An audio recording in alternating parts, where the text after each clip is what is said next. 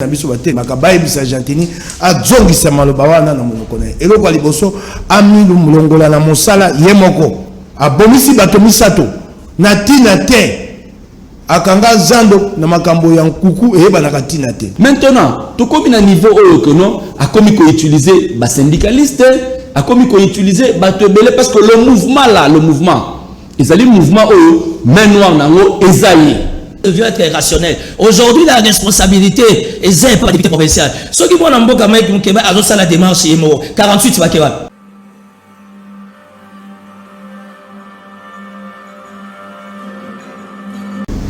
Merci pour la fidélité de la programme et Canal Kino Télévision, Canal Presse, 3e numéro, la semaine. Merci encore une fois.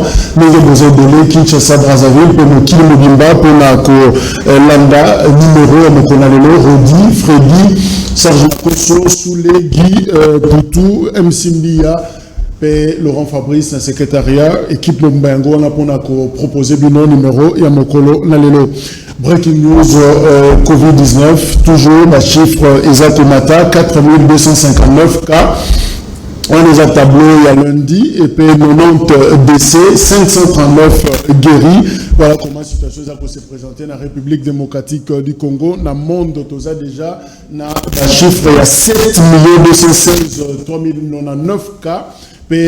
Bateau Bakoufi Baza 406 642 morts. États-Unis, Aza toujours pays à Liboso, Oyo, Azo battre record, na Italie, Likambouya, coronavirus décès d'ailleurs.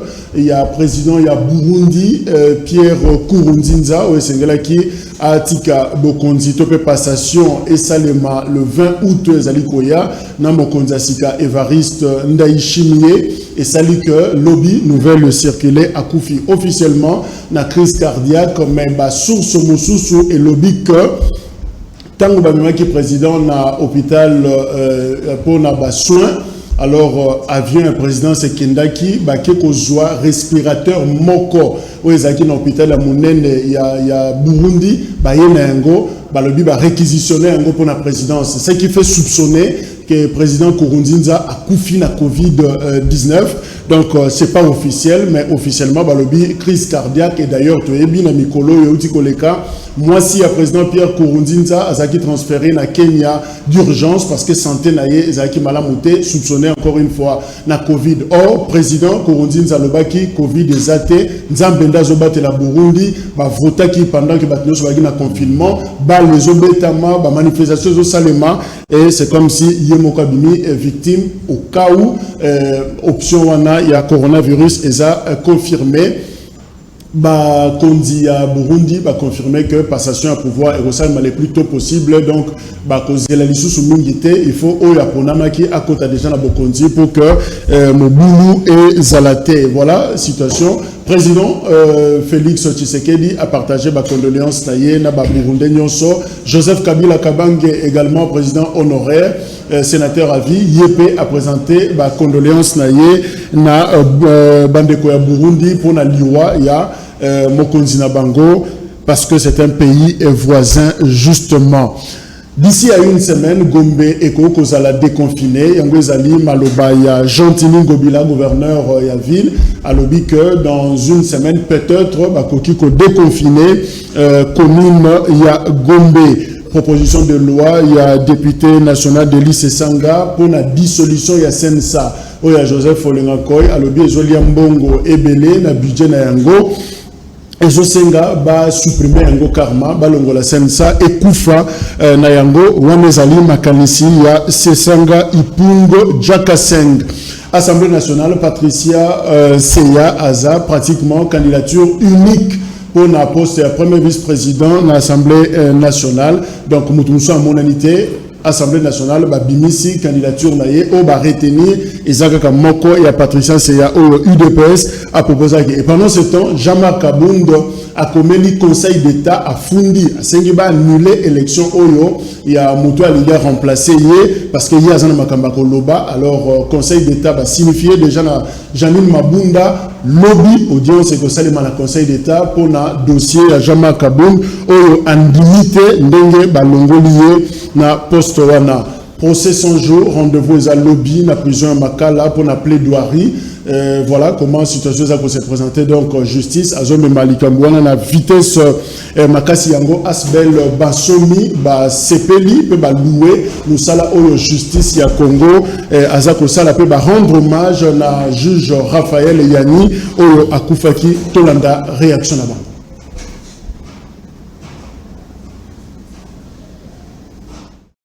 eloko esali ke tosangana ezalaki toyaki awa mpona kotala lolenge na nsima ya kotala lolenge mboka na biso ekotambola na mayematali justice nde omonaki biso tolobi te tokoki kovanda nie te esengeli na biso tosala déclaration politique moko mpona koleka na kosoutenir lolenge oyo justice eye kosalema na kati ya mboka na biso epuis kotonda mpe lisusu botondi na papa mokonzi ya ekolo Félix Tshisekedi lolenge oyo ye asili na kotika justice esala mosala na yango na indépendance nyonso tu nde omoni eloko oyo esangisi biso awa par rapport à la déclaration toza na bapoint ebele oyo tosilaki na kotanga na kati ya liboso toyaki mpe lisusu na kotonda tata mokonzi wa mboka lolenge oyo asili na konome bamagistrat ya sika oyo biso nyonso toyei kotala lolenge oyo bazali kosalela mosala na bango wana nde kosala ete mboka eleka na kotelema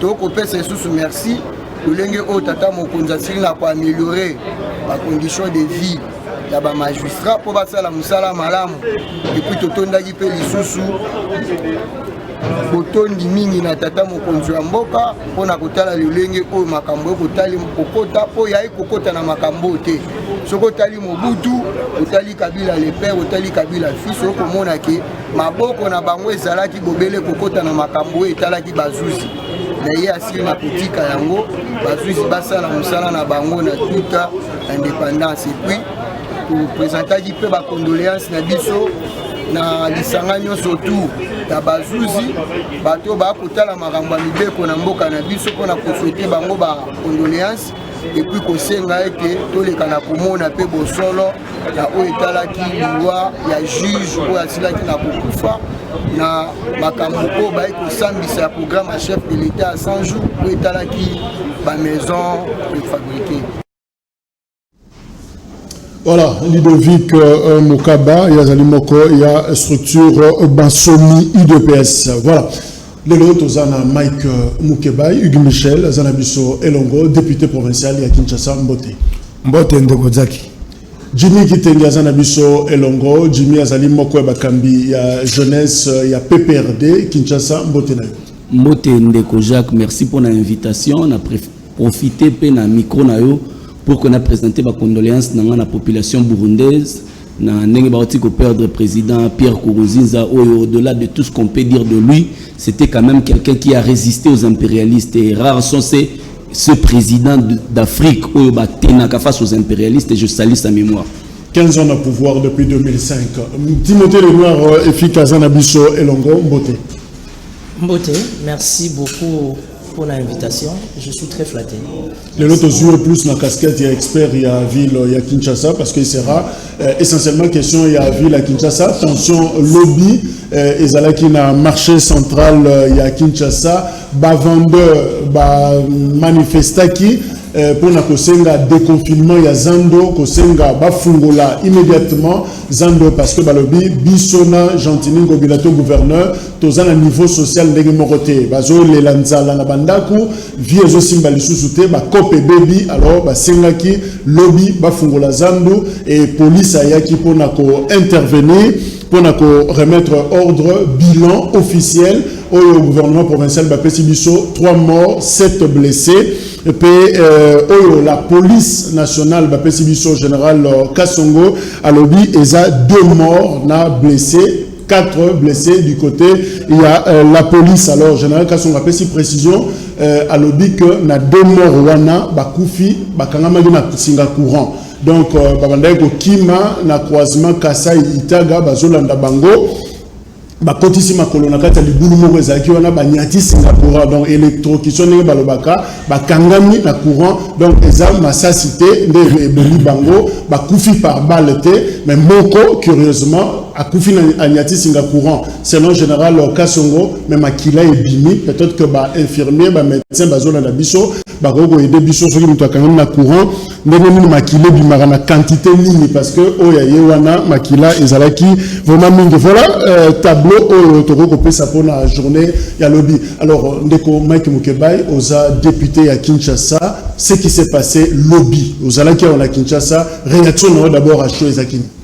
Et là quoi liboso na bandi ko bela ngo banda lobby na ko bango siko na ko senga Argentina longa mosala ami longola ye moko démission abomisi bato na Kinshasa bato na bakufi na tina na ye malobo abimisa kiawa yenga awa na belelaki na bibilombe pe bilombe bavandi nyesa inga pasi episcope ambongo bokundu wa mokonzi ya missioni Paul Sapu Isidore Ndaiwel na senga ki bango te barie bisa Argentini adzongisa maloba na ye na monoko asenga bana Kisasa bolimbisi wana yaki ko pelisa moto koloba bana Kisasa te oya sepeli na makambo na ngai te asa mokili na ye asala Israel na ye lelo na ko zongela yango na ko benga bilombe na biso bate makabaye bisa Argentini adzongisa maloba wana na monoko na ye eloko ya liboso amilu mulongola na mosala ye moko abomisi bato misato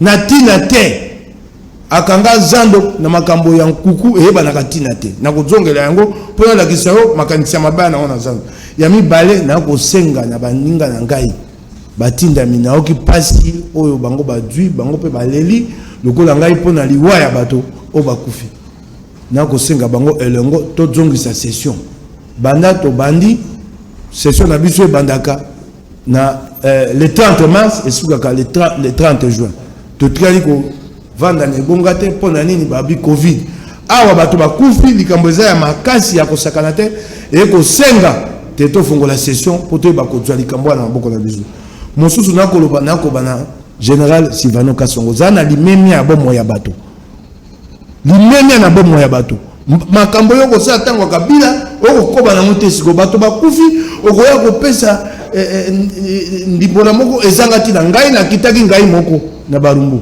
bato bakufi misato ngai moko na kiti na tambo bisika so misato moto mo akufi na lisasi na moto comme na Ferrari awewa ba beti lisasi ba pomoli moto nyonso na bilili na chombo na ngai aliwa makile duite na lopango na mabanga bisika nyonso balakisi nga sumisi na ye sumisi ya motane makile duango ko motane mba mibali bato oyo ya lobi te bakufi na lotiriki na tu na Silvano Kasongo na sina yebisaki yango lobi to kamata na loboko nga na ye to kitana itaga na barumbu na balabala wana banda Kasai wana te sika babi bato bakufi lobi lotiriki ezalaki te y'avait pas de courant lotiriki ezalaki te banda tongo eloko nye sami tango mpulu chako landa bato bato bako kima bato bayeko kweya na terase ya monene bato bakoye belé na kati ya terase wana eza image ya Zando ndenge nini tension ezalaki la police yango na tozomona ndenge baza ayaki pona intervention na bango bato bakoye belé na kati ya terase wana tango bakomi kobimisa bato oyo mibale balaki na se nde bakufi bato mibale wana bakoza bakufi to na kokoyo bakoyaki bakoyi mabe to bakufi na pe mekangami bango na bato baki likolo na bango donc vous êtes comme courant. L'autre ligue, monsieur le général Silvano, je le mets au défi. L'autre ligue, qui Banda Tongo. Il n'y avait pas du courant dans ce quartier-là depuis le matin. Jimmy Kitenge, est-ce que Ezaki opportun, vendeur, manifester dans mon lobby pour nous conseiller de confinement ya Zando? Merci d'abord pour la question de Kojak. On a présenté ma condoléance dans na bateau bandeko bakufi ba jeune bakufi. Baza jeune local langai, je suis un natif de la commune de Kinshasa. Commune de Kinshasa to vivra essentiellement na Zandu et puis j'habite Barumbu. Ba esika balobi itaga Kasai tango désordre bandi itaga Kasai ngana itaga Kasai na mutuka nazo kota vers na Kasai na kota vers itaga ba balle réelle tir à balles réelles, j'avais ma famille, ton qui est l'hôpital, tir à balles réelles. Je regrette le fait qu'au Tilelo, on utilise toujours tir à balles réelles pendant qu'on estime qu'il fallait utiliser peut-être ma balle en caoutchouc ou bien ma bombe lacrymogène, ça pouvait atténuer les chocs. Mais ce qui te l'obite qui est fond, il y a dossier. C'est lui qui a confiné la ville de Kinshasa. C'est lui qui nous a tous confinés, qui a demandé à ce que le marché central Batouba Tekatezali, président de la République. Jantini Ngobila a été derrière les mesures du président de la République. L'élément déclencheur, il y a des ordres, c'est la lettre du vice-premier ministre Oyanani. Kankonde. Il y a intérieur Kankonde. C'est une surséance, il y a des travaux. Est-ce que Gilbert Kankonde a Girakazando à Boudjala? Est-ce que Girakazando il y a Mouchacha? Pourquoi maintenant qu'on s'ingère dans les compétences et gouvernement provincial? Pourquoi? C'est quand même pas bien, il faut tout ça à la part de choses. Mais l'historique nous dit que Jantini Ngobila, na dossier ou anazanango, azana ba responsabilité na ye, mais azape na otokodu goloba, bolamu na ye na dossier ou anazani. Et ça que le Libanais, c'est lui pratiquement la main noire. Il y a Makambo malheureusement, c'est un sujet libanais. Hassan Oyo a signé un contrat il y a 25 ans. Atonga contrat n'a stipulé qu'Atonga Zan a modernisé Zan depuis 2005. Depuis 2005 avec Christian Kimbembe. Mais après plusieurs années, Atongi ba magasin na o ya joué la kayango mbongo moderniser Zan de Zan na tozomona et ana courante et Zan a maïté. Conséquence après plusieurs années, Jantini Ngobila évalué nani naï. Contrat naï. Batali que batuni pour que toka ta contrat au qu'est-ce qu'il faut il faut ba pesa ngambongo na ngabi ça l'évaluation mbongo na 10 millions de dollars. Batini ba expert batala magasin na tonga tout ça vaut 1 million de dollars. L'homme a répondu au gouverneur que na zala ba consignation sur la poche na osalo pour monde. Hassan, voilà un peu la situation. Maintenant, tout comme à niveau que non, a commis qu'on utiliser ba syndicaliste, a commis qu'on utiliser ba tebele parce que le mouvement là, ils allaient mouvement main noire nango ezaïe. Il y a déboursé bambon apesi ba syndicaliste sali non so otio sala. Mais la difficulté aussi du côté gouverneur c'est quoi? C'est que tant que vous confinez Zandu. Vous confinez Zandu, Batouba Bimi. Tant que vous estimez que vous devez profiter de cette occasion pour que vous soyez travaux. Il faut qu'il y ait une bonne communication, une bonne sensibilisation. Batouba tika bilo na ba dépôt, ba lelipe, ba no bilo na bango ba moni tout ça. Et comment le lomo toza na barumbu. Ba liba somba elo kwa zu moto akemba na déponer na Zandu. Avant qu'on taza pesi policier mbongo akia fungoli dépôt zu biloko. Biloko na nyonso, vous n'avez pas communiqué bien et puis vous n'avez pas vulgarisé les images, les vraies images de travaux. Bon ça ba travaux wa puis Batouba mon a des sortes et permettre Batouba comprendre qu'il y a toutes les bonnes raisons du monde. Il y a Kotika, Misal et Salima. Parce que les deux communes Kinshasa na Barumbu, ce sont les communes les plus sales de la ville de Kinshasa. Tout simplement parce que tous Akanazandu. Nous attaquons tous à la salité. Toi, on a pensé à propriété la commune d'Abisso. Donc les responsabilités aujourd'hui sont partagées entre Gilbert Kankonde de l'autre côté, Jantini Ngobila, service, mais l'idée est bonne. Merci. Alors, Timothée Lenoir, il travaille dans le gouvernement provincial, il y a Kinshasa. Finalement, est-ce que tu as battu que tu as belo que tu as lucraté? Qu'est-ce qui est prioritaire, Siko? Est-ce que Bongisa Zandu, tu as déconfiné, tu vas dire parce que Piaka et Leki. Est-ce que Jantini Ngobila a raison ou il faut total la survie à battre? Qu'est-ce qui est prioritaire, Siko? Non, merci Ndeko Jacques pour la question. Dans le rythme, il y a Ndeko Jimmy qui a présenté ma condoléance de Ndeko Bakoufi.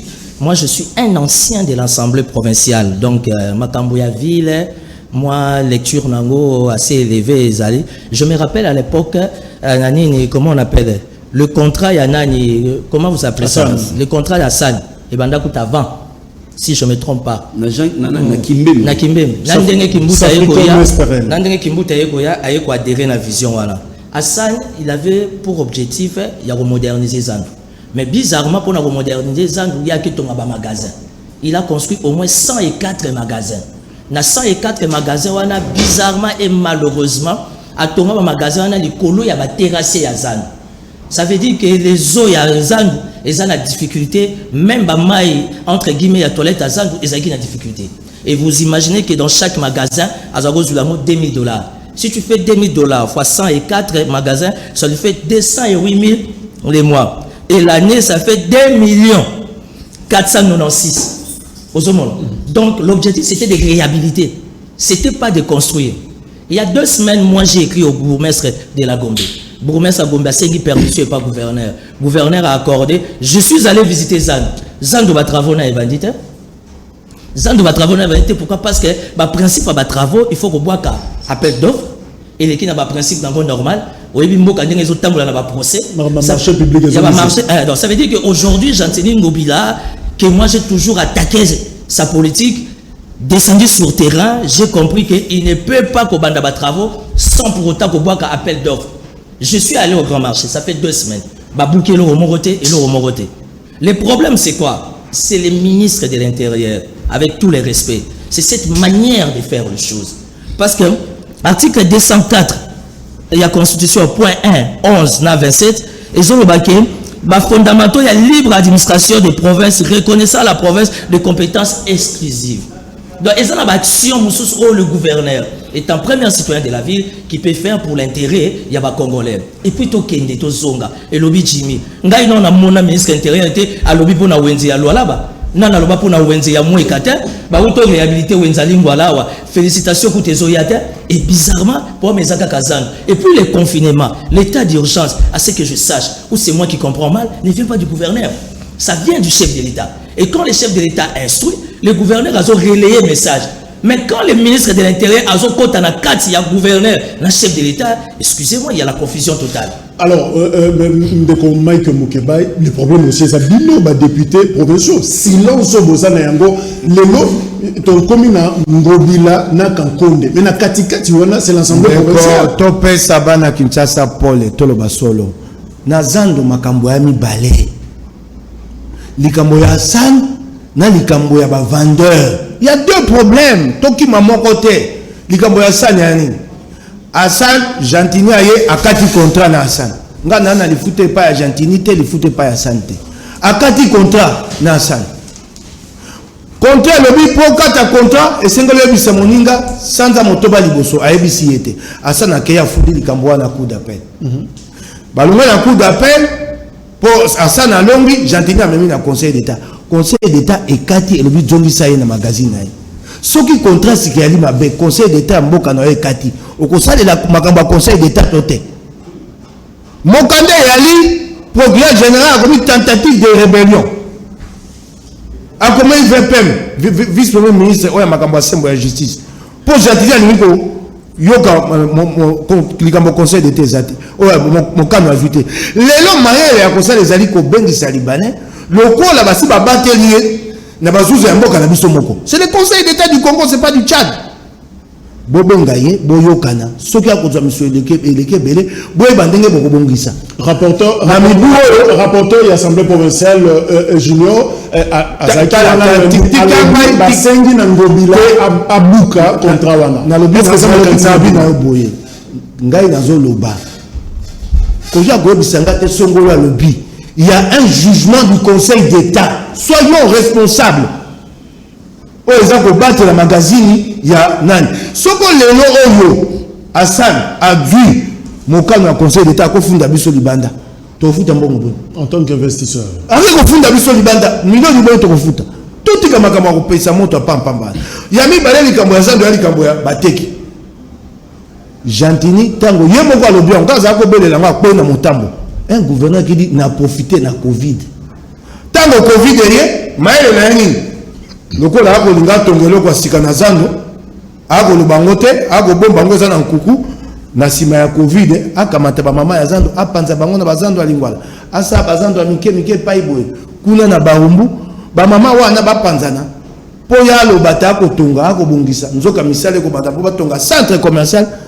Tango ba mama ba ko sutuka basi ba panzana. Bakenda bisika na bisika makasi ya kosanga po baya ko bunda bazonga na zando yalité yango motonoki bobulu tango na gogo bato bakaya manipulation yo zo banza bato ba bika kaka na zando tango avai na ndako oki bako bimisa bango na zando libela moto na ko silikata ko lobate e sengeli baya ko bisike ndoloba bato ba zwa ba nyongo ba mama bakota ba nyongo ya finka mba esika nini Jantini ya ko bisa bato mokonza saka makambo boy Toi na sanza ya février oye oyebisi bato ya zando ngai na kokanga zando na kotia bino bisika boye et bongo misala zando e kosala sanza motoba sanza sambo so bokozonga yo kosali comme na kobomba na yango eluki mobulu jimi yango to komi zana sisa malebe sikoyo yo kala bisa te zana kita na mbango sikoyo akomo luka bisika kotia bato ta bato bakomo teka te na baba na nyango esika ke kotia bato na itaga na kasavubu et ali esika babetaka basaka masala handball soko na volleyball bapesi esika wana pour 2 mois sika tango sanza mibale ko kako mama wana wapi mubulu mususu kolia likambo ezali ya solo te to kote la moto mona jardini ndenga zo malika mabe bato bako yako tete likambo asana koleka oya ba mama ya zando koleka te. Alors Jimmy Kitenge, finalement, dessous des cartes des années, le vrai problème il y a Kinshasa et Zani. Est-ce que d'un côté, ça il y a temps, ça dit opportunité, il ne fallait pas gentiment profiter de la Covid pour abandonner les travaux, ou il y a un conflit d'intérêts finalement, on dirait que les oiseaux se retrouver dans le cadre de Libanais, au bateau investir dans le Congo. Est-ce qu'il y a un problème d'intérêt ou il y a un problème de temps? Ça peut se poser. Merci Ndeko Jacques. Je suis surpris que Touzana, honorable député provincial, il y a ville à Kinshasa, un élu, il y a ville à Kinshasa, Awa, que Makamboazo Loba, sur le gouverneur, pendant que responsabilité, Ezana Bango, j'ai vu toute une délégation, il y a bureau na Bango et quelques députés, où il y a une descente na kati ya marché, avant que tout le monde salit. Exactement. Quand le bureau, quand l'Assemblée provinciale prend une responsabilité, ça vous engage tous. Ou encore, faites une déclaration là-bas que Bisso Makambaloubi, ça ne nous engage pas. Mais défendre Hassan dans le contexte où il y a les Libanais, pratiquement c'est tous les Libanais qui défient. Moi j'ai toujours soutenu la communauté, les Libanais, les Indiens, les Chinois, parce que ça, la Cambo a confiance, il y a un investir, contrairement à les Occidentaux, les impérialistes, les Arabes, les leçons. Mais quand investir dans le cannabis, tout le monde peut ramasser de l'argent facilement sans pour autant respecter l'institution de cannabis. J'aimerais bien aussi que l'honorable Mike Moukeba a déploré le fait qu'il y a une ingérence. Il y a un ministre intérieur par rapport à ma gestion na bango. Parce que les lois, nani, marché central. L'objet peut-être ministre intérieur a na bango na siège. Na bango et assemblée provinciale. Parce que quand on ne déplore même pas, Makambouane que biso ba auto ba élité biso des fois toi na plateau c'est quand même très grave pour un député dessous de carte c'est les intérêts, c'est de l'argent. Na côté peut-être naza d'accord na na mode opératoire au gouverneur a appliqué zanini et ça que zando zawana bokani raison zando pour des raisons ya coronavirus bokanga ki gombe mais il s'est fait que le confinement de la Gombe s'avérait que c'est un échec. Parce que tu as de 20 cas au Bukangaka, tu as plus de 4000 cas. Ils échec. Mais on ligne profiter de cette occasion pour réhabiliter Zando. Mais il faudrait quand même en amont trouver des sites où ils sont crédibles, où ils sont batouana. On trouver des sites, on communiquer na bango. Bon, c'est les mesures d'accompagnement, les mesures d'accompagnement. Bon, enregistrer parce que ça déjà enregistré. Qui gagne quoi? N'a pas nani. Finalement, celui qui gagne, Ezali. Certaines de nos autorités au Bazana CC vont recevoir des moyens de la part il y a Libanais. C'est comme ça que ingérence ces autres côtes au lobby le lobo au lobby de ceux qui gouverneur a commis un niveau pour le bac non si a commis un niveau au ya boy à salamokili na je regrette évidemment ba propos au anama au monde que muto commis na souka sentir que il y a une force extérieure qui veut à tout prix donner raison à un Libanais pendant que les Libanais ont la raison. Le mouvement d'hier, mais il faut reconnaître qu'il y avait des intentions de piller. Ceux qui sont jeunes, tu es piller bango. Moko est pour le pillage. Le gars va limiter industriel et comme résidentiel pour le pillage. Les autres zones n'y ont pour le pillage. Mais ce que ceux qui ont une intention à copier. Surtout biso na ba ngai en tant que mona commune à Kinshasa na surtout na fandaka na barumbu biso toza directement impliqué dans Makambouana ceux qui te piller to kosuka wapi na mboko Timothée Lenoir. Alors finalement gouverneur Alembisane Maboko atika parce que d'ailleurs ba travaux selon Jean-Luc Kasonga lobi yango atcheba élément depuis samedi la lettre il y a Gilbert Kankonde VPM intérieur ba suspendre ba travaux atika naye to va continuer.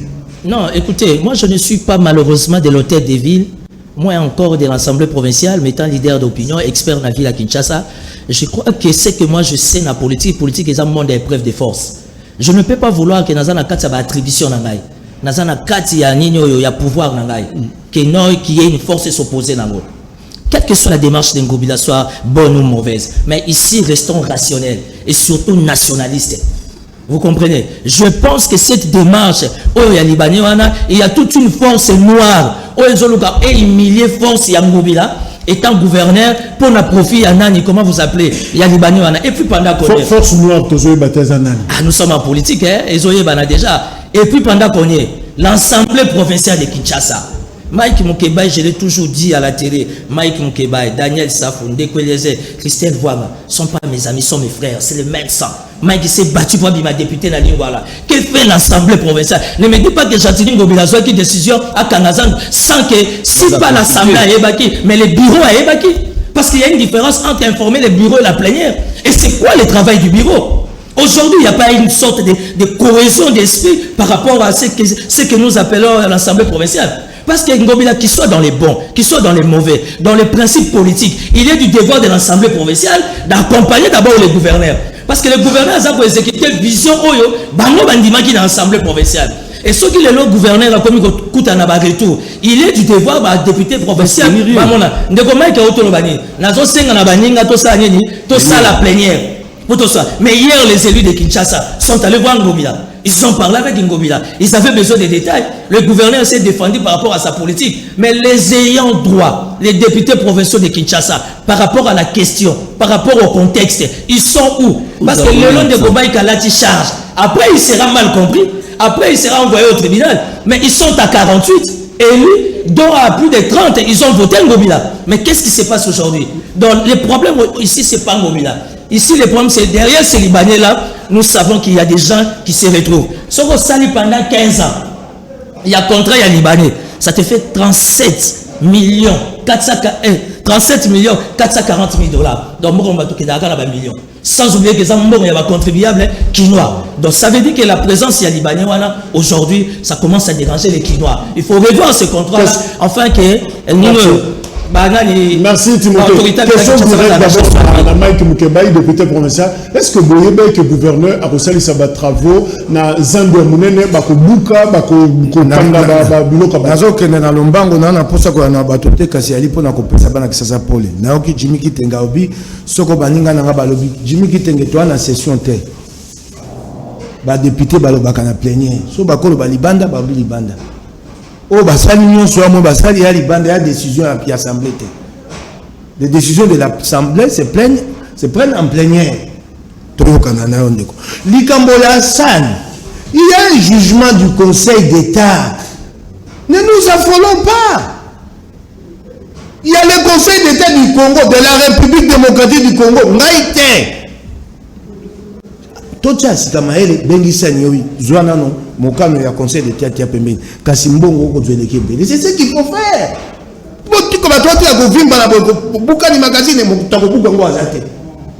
Pour Conseil d'État, il y a Congo, il y a décidé. Nous comprenons. L'état de droit, nous ne comprenons pas. Le Conseil d'État a décidé. Babouka magazine, il a été. Ok. Si on a un député provincial, Bolinga Sani. Conseil d'État. C'est ça le problème. Si on a fond d'amis sur le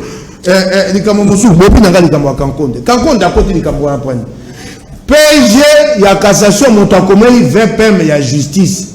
Natunda, et il y a komeli, et Kankonde, na copie. A copier, il y a lobby, rébellion, na moto, là, Jean-Claude Ngobila. C'est le procureur général qui parle de rébellion. Nous allons continuer à battre la foule. Il y a nani, il y a ça. Tant au Bogoloba, na Goloka, Ndekonangai, Timothée à lobby. Mokonini, Jean-Claude Ngobila, bisote, azo, kanga zando, likambo monene boy. Ndai moko na motinda ya kisasa mapona ya lingwa. Baye kozwa eteni ya mabele awa pana bana beta kandembo, baye bacha zando na kendake pa bilika mbali. Yango ya pekisi Jean-Claude Ngobila. Oh bato wako lobango eteni nini na lingwa. Awa pere terrain pelse. Yango na jumo kanda. Oh yo bilika mbali matondo mingi elenge wana kosama sama. Mokanda ko me Jean-Claude tikani yango. Si comme que comme tu l'as mis, Jantini a qu'à vieux, si qu'elle a dit baba, bah ça comme ça ndeng wana. Et mon colonie n'a yé ici biso, ngai na komi mutinda na zoba. Yango na bisi Jantini comme ça na mutinda na zoba te. Ba to ko na ngai na chombo, makamoni ko na zado na yebite. Koloba te amona ki bureau tout na ngai. Benga Junior retourne mon colonie. Pas à mon avis bureau, tout au CGT. À cause de là, tout ça la plénière, bureau et bisabiso. Et ali kamonene, tika na poya wana na 6 ans. Zando yali compagnie monene, na Congo compagnie le quoi Zando yali te. 30 000 vendeurs. Quand tu veux toucher à ça, et sengeli bon vendre na Kenya. Bon mon yabato boni, 30 000 vendeurs là-bas. Nenge ba syndicat c'est balo. Yaka nango malembe na assemblée provinciale. Le ba yango na polo. Honorable Mike Mukaba, problème yangobila procédure. Procédure était agenda caché. Abombili. Yo so mona te ye moko alobi yango na profiter na Covid. Na si na lobaki yango ngobila mayele neza ki boy. Covid ye akamati ba mama azando akomotia atie panzi. Tango panzi bango abina ko sa misana zando. Misana zando ya bo sutuki ba bando tongande centre commercial. Tango ba bando tonga centre commercial ba mama azando makasi ko basangana na batata azando baya ko bundesika bango za esute po basi ba panzi bango. Mayele neza ki yango wana o suki. Jimmy Kitenge, est-ce qu'il est temps finalement de déconfiner la ville à Kinshasa, bien que tu communes à 4000 cas, 259 d'ailleurs, est-ce que Ngonge Koki va déconfiner toujours risqué d'avoir des confinements violents. Tout le monde lobby, tu vas être déconfiné, Bango Moko. Est-ce qu'il faut l'autorité, le président de la République, revoir mesures d'état d'urgence, revoir confinement, est-ce que Ngonge Koki? Na minute oyo, parce que le gouvernement a biso ya mboke lobaki que à 20 à 50 cas, on a confiné totalement. La logique, on a une hygiénité. Logique voudrait que le col a toqué de 50 à 4000 cas, ça veut dire qu'il fallait durcir même ma mesure. Parce que la mboka nous sommes déconfinés, flèche chez Okita. Mais biso curieusement, flèche chez Omata. Le bon sens exigerait assez que combat banane. Parce que les gens dans la classe. Avec quelle garantie? Parce qu'à 20 cas, on a confiné. Avec quelle garantie? Maintenant, vous répondre un peu na Makambomoko, honorable Mike Mukeba, elle n'a qui ma responsabilité na bango. Alors, dit que nani conseil d'été komeli vice-premier ministre de la justice, na ya intérieur pour la rébellion ya gouverneur.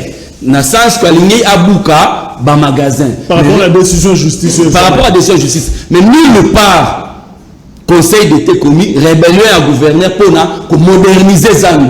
Or, Gilbert Kankonde, il y a Zosena, arrêt à travaux et à modernisation, il y a Zanu et non, Kubuka, magasin à San. Vous avez un côté confusion, Zali. Neko honorable, qui ma responsabilité n'a pas monté. Vous êtes l'Assemblée provinciale de la ville de Kinshasa. Batubaleki Saki gouverneur, le programme est Bino. Bino ne faut pas travailler en commun accord avec lui. Au besoin. Porte les acapolés. Ceux qui veulent il y a des zones d'ombre. Allez le voir pour que vous éclaircir au besoin. Vous allez descendre pour lever par équivoque n'a malentendu nyonso. Azamutu. Et cause abisika mususu peut-être communication, vulgarisation de décision de CNMAGBT. Mais vous devez l'accompagner pour le bonheur de la ville de Kinshasa. Ceux qui battent centre commercial, ceux qui battent mall, Mabezawapi pour un élu de la ville de Kinshasa, où est le mal? C'est un péché. Ceux qui battent mall, ceux qui banani. Moderniser ça, nous vivons de ce marché. Biso to en pâtir. Et là, peut-être il y a ma casse, il y a mon tout sur population. Et ça dit que confinement, n'a pas mesure de restriction. Et quand ici nous allons ma casse, et quand ici nous allons ma casse, biso on se toujours souffrir. Nous allons tous na ba moyen, les sous-soutés to comme vraiment na fond. Mais opportunistes, les gens avec des agendas machiavéliques, le club Hassan et na sous-traitant na bango. Autorité, les sous-traitants, profiter de cette occasion pour que créer des désordre. Maintenant qu'il y a des morts, qui en gagne? Qui gagne après la mort? Justement, alors, personne ne gagne. Le Congolais ne gagne pas tant que le Congolais, mais le Libanais il est assis paisiblement chez lui et puis dans un plateau de télévision en train d'être défendu par un député national provincial de la ville de Kinshasa. Le noir, une question à renouveau, il y a marché, une question, il y a contrat, hôtel de ville na Safricom.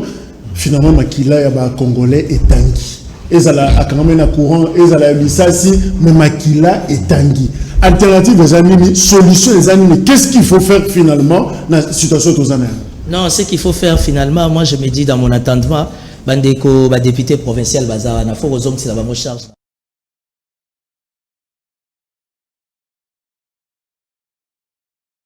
Ordinaire ville urgence. Quand nous passons à la télé, exacté que na poto bandeko bazana ngo ya zandu, biso to yeko bakisa bango mbeli. Non. Biso nso to koli na zandu ala koluka mo elamba tombola, sala boye ko sala boye ko sala boye.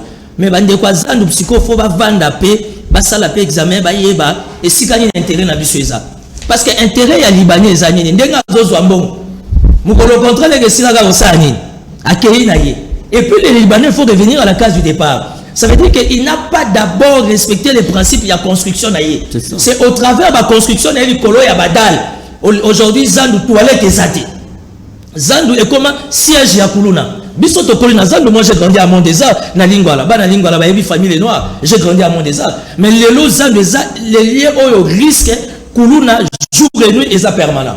Je pense quand même que chaque gouverneur, chaque autorité a sa vision. Je ne suis pas venu défendre Ngobila, mais je pense que nous devions être rationnels. Aujourd'hui, la responsabilité est pas la député provinciale. Ceux qui vont en Mboka Mekeba à la démarche 48 Bakeba, en commençant par les bureaux. Pourquoi les députés nationaux élus de Kinshasa, ils sont allés voir Ngobila? Parler de la question. Rien à voir parce qu'il y a session. Les nationaux élus de Kinshasa devaient interpeller le vice-premier ministre intérieur. Où est Pouchité, où est les élus Yanini, les assemblées provinciales de Kinshasa? C'est une preuve d'une responsabilité. Et pas avec Gornabiso, il y a assemblée provinciale à Kinshasa. Ton votant qui bango, le long Mobila, ça l'a bien, ce qu'on a compris est que l'assemblée provinciale, d'abord avec les bureaux, ça passe pas. L'assemblée et les bureaux avec l'hôtel de ville, confusion totale. Et les perdants, c'est nous qui avons fait confiance à Batouala pour la voter. Alors, Mbeko, Mike Mukebai, finalement, les effets à confinement, les effets à Covid-19 na Kinshasa, ils ont touché le secteur Nyoso. Likambo, par exemple, il y a Zandu Yangoana et Tanguisi Makila, mais il y a aussi un problème, il y a éducation. Likambo, il y a ban classe. Tant qu'on va déconfiner, tous ceux qui par où commencer. Et il y a un autre, tous ceux est-ce que l'Assemblée provinciale, bien que soit engagé bureauté, besoin de la politique et anticipation de Makam. Est-ce que besoin d'anticiper par réalité? Na lombango, bato ayebisingai mingi babendika mato iso na ene tandoke na swana na batote. Yango mba mosuna koma ko linga ko lekangai moko. Merci. Jimia ko bana ko défendre les Libanais. Tout n'a quelle est la solution? Maintenant nous faisons quoi? C'est facile. Libanais, maintenant là, moi je parle en tant que député. La ville risque demain de payer de lourds dommages et intérêts. Vous, votre solution. Moi, la mienne, c'est de renégocier le contrat. Non, si c'est la défense du Libanais, j'assume ça. Vous, votre solution en tant que citoyen. Et là, malin monté. Non, conseil d'État, au Babanga Likambotenga, na kokote ya Libanais. Merci. Pour Libanais, on peut 50 millions de bongola. Bomoinanga timo kona kufana kaisu mbokote. Ah, yali mawa. Bon, oui, modernisation. Modernisation pas au détriment des vendeurs. Tolongi to bongisa zando bato batsaka kuna to bato kotia bango wapi yango luka pete enyoko la batute bankonité to zo ko bongisa mboka te to ko pomola to ko pesa to misala te o bato bakako milukela na pasi na bango to ezuko boma yango pour nini to motia mabende obi makambo ya kelasi. Makambo ya kelasi ngana ko zela to zonga po makambo ya kelasi ya ripetete esengeli moto ana makambo ya kelasi ya maboko aya ko ebisa biso boni ko mona makambo honorable bozo zela ba ko ebisa bino to ministre provincial non biso assemblée provinciale et konzakate bato ba konzaka et gouvernement provincial. Nous allons faire venir les ministres provinciaux quand yango tango na bandi awa émission na émission loko iboso na kosenga baninga to bengisa session telle notre session na kota te to tukali na poste soko mi balé le 29 juin session sili na sengi baninga to zongisa session po baba ete session kokota te po na confinement po na covid awa makambo ya moto ekoya soki baninga to koyokana to ebisa bureau bazongisa session ngana ekolo bango awa soki session zongi te yalinga ete yali bokende sengeli bazwa ba réaction bazwa clôturer. Donc ça Kabila bonjour Canal Presse depuis Mongafula Personnellement, je compatis avec des familles éplorées. Je présente mes condoléances les plus attristées. C'est dur de perdre les êtres chers durant ces temps et les vendeurs devaient savoir une chose, que l'idée de la modernisation du marché n'est pas du tout mauvaise, mais nous déplorons la violence et la destruction méchante. Moïse Makoukila, bonjour Canal Presse depuis Brazzaville. Chaque jour, le pouvoir du président Félix est saboté. Vraiment, ce qui se passe à Kinshasa me fait très mal.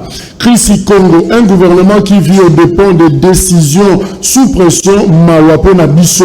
Ça démontre leur incapacité. Il y a certains pays, il y a des marchés pour le déconfinement, mais les gouvernements, ils sont restés dans leurs décisions.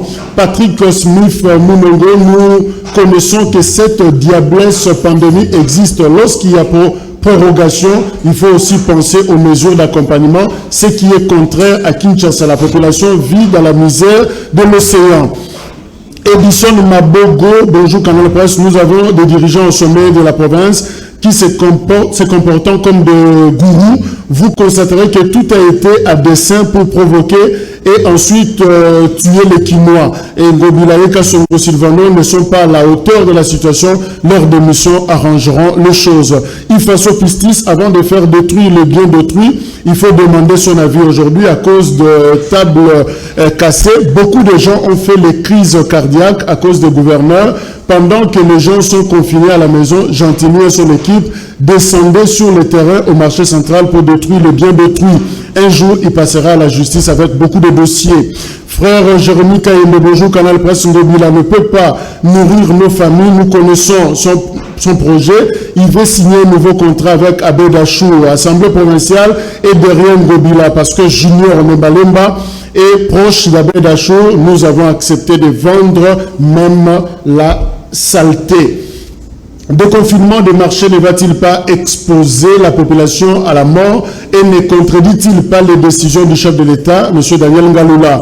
Bonjour Canal Presse. Awana Remouliombe na route université na commune ya Lemba, quartier Livolu, mama oyo batiela biso awa ayaka kozwa ticket na ba 20h to éviter bureau nini ya l'État ezalaka ouvert na ba heure wana es mbongo yango ekotaka na caisse ya l'État, point d'interrogation. Bonjour Canal Presse, c'est Jeff Kabamba depuis UPN. S'il vous plaît papa, sengela biso epa ya ba député basali la biso loi il y a que biso ba locataire to futaka mbongo en franc congolais pour éviter aussi à taux il y a $. Bonjour Canal Presse, tout la biso na le ministre de la justice banda président le baba bimisa batu na ba prison tilolo en tout cas eza vraiment pas si pour na mboka oyo.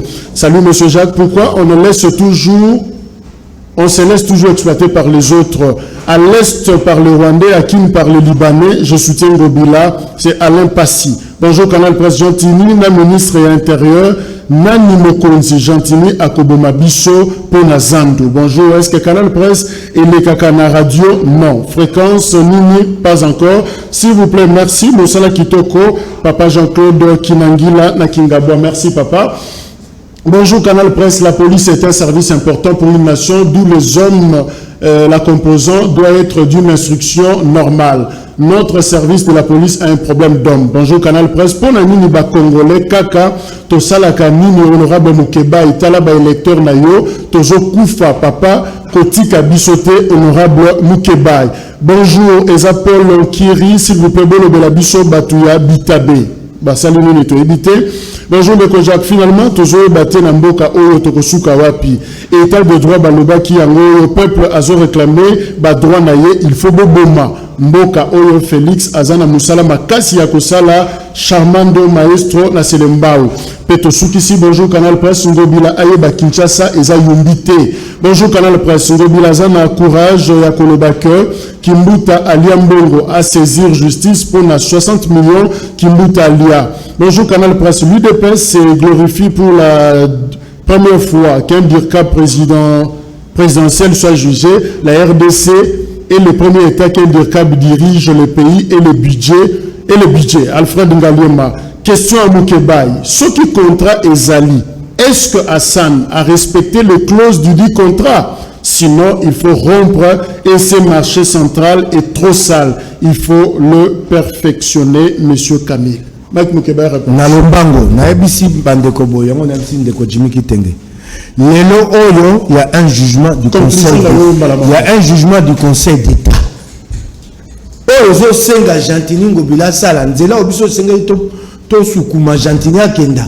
Et elle nzela a renégocier les contrats. Pour Gentini abuka ki contrat wana longoli yango. Asana ko fundi. Tango asana fundi na coup d'appel na longi. Yebe asana sam ka sala gyo senga sala tena ba clause. Yango na lobina yo. Soko zonga wana oko sambisa biso toko lekisa ngonga. Il y a maintenant un jugement du Conseil d'État qui protège les contrats. C'est déjà clos. Sika bengisa Hassan. Hassan aya. To négocier to bisa Hassan awa e ali mala monte. Awa e monte, awa kitisa. Awa biso pe ngumba kisasa to matisa. Soki to kozongisa mibu moi mokesi mato moni tata tu et elle ko solola na ye. Na sepeli na yoka na biso tango ko ezali na 2005 ndeko na appela moto. Nazo si salomba. Ndeko moko alobi kuna bato bakonyokola biso bato akagame ba Rwandais a ba Libanais a moto mabete. Endo Pakistanais a moto mabete. Moto mabe mokambi ya Congo. Tango Libanais yaka pona ko ibate. Akoya ba continue biso ba kotie na moyibi. Soko vi Libanais wana otinde na Luanda ko sakana te ba ko kanga ye. Merci. Ba continue biso ba ko ba mboka na ba Libanais. Jimmy Kitenge 10 secondes conclusion. Merci pour la parole. Ngala lobi boye. Conclusion na ngeza d'abord ko dans l'Assemblée provinciale, Bamikangi, Bamibombi soi-disant confinement, pendant qu'il y a 48. Et cette salle de l'Assemblée provinciale peut contenir au-delà de 48 personnes. La distanciation sociale. Assemblée nationale, il y a 500 personnes. Sénat, il y a 8 personnes. Bastien Jacques, ce n'est pas un prétexte aujourd'hui. Vous avez congé pendant que vous touchez $10 000, plus de 19 millions de francs comme vous l'avez dit. Vous avez congé, vous avez tambouré, c'est la normalité. Si vous estimez. Il y a 16 500 000 à plateau. Il valeur à $10 000. C'est encore le quoi d'appréciation. 16 500 000. C'est normal.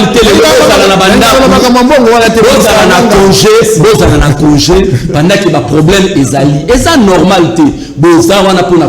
Mais bon, accompagner le gouverneur. Si vous estimez que le Conseil d'État, parce qu'il y a c'était Conseil d'État, le Conseil d'État a tranché. Mais l'homme n'a pas respecté son contrat. Pour se mettre en tant que négociateur au milieu, vous allez en sorte que respecter le contrat. Mais quand un Libanais vous dit que Natia Bino na poche et que tout ça il y a plateau Conseil d'État, le Conseil d'État, c'est comme si Natia tout réellement na poche. Une conclusion en fait est très simple dans le sens que dans la région de logique honorable Mike Mukeba a lui parce que son a 2 semaines ba kanga plénière mais batongela bango salle à Wanagombe Kinshasa 24 communes ville d'urgence qui s'impose ba koki ba député provincial baza 48 ba koya na salle ya Bumbu ba koya na salle ya Kingasani ba koya na salle ya Selembao ba yeko salle la réunion. Je suis d'accord. Attends le stade de Marty, je suis d'accord en tant que politique. Je suis d'accord en tant que politique et leader d'opinion. Gentini Ngobi la fois qu'elle est na Sani, nzoto na nzoto. C'est pour l'intérêt des Kinois. Ça veut dire faire à faire. Pour une fois, nous sommes d'accord, on a logique, on va taper perdre. Pourquoi ça? Parce qu'aujourd'hui, ça nous a intérêt à Bakinois, oui. Mais on ne peut pas laisser un sujet libanais qui doit donner la peine, il y a beaucoup à Dieu le Père pour gérer Zandou. Hassan n'a pas respecté son contrat depuis 2004. C'était réhabiliter Zandou. C'était pas de construire Zandou, Nicolas Bakanivo, Mani la toilette, les autres les Maman, les autres mais sur le gouverneur qui est dans l'Obongo, les Kinois vont comprendre. On doit privilégier un Congolais et non un Libanais. Makamba mbongo te alifuta na biso na koma ko banga tanga na lobaki yango baninga musu baleri babi ya kosabwe ba mama na ndako siko ba koyeba yango mo tango ya lobi na bi le grand mec dans le 21h30 pour la rediffusion. Merci, au revoir.